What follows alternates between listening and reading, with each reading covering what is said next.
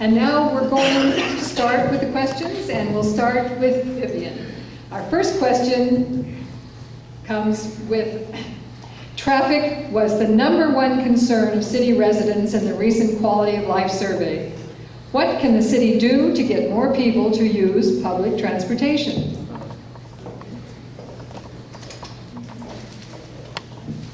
Well, you know, this is a very interesting question because I attended some of the RCTC events on them trying to convince more of the public to ride public transportation.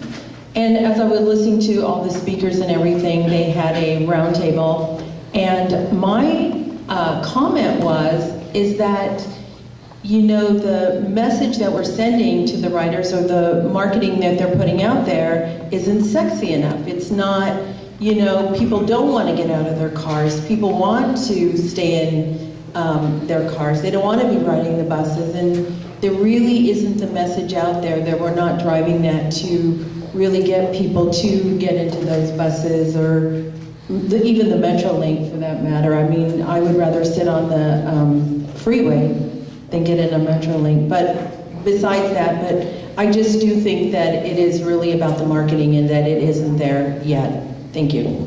Thank you, Vivian. Nancy?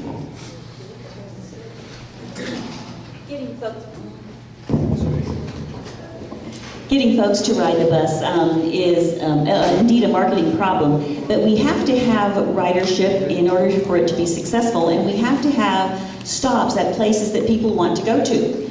We have to have a bus line that encompasses all the neighborhoods in our city, that goes to the shopping centers, that goes to the recreational areas.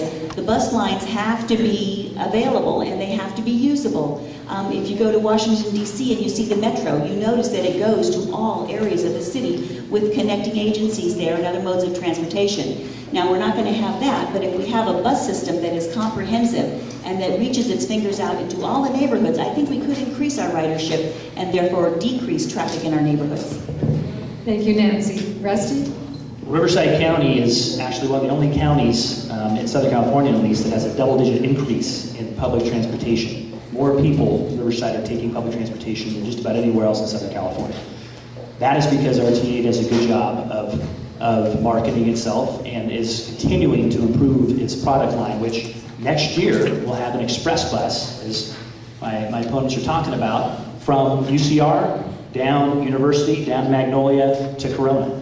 And so that is an investment that RTA is making in supporting Riverside's actually coming to the table and having a focus group with their colleges and college students in Riverside. That's where they got the idea.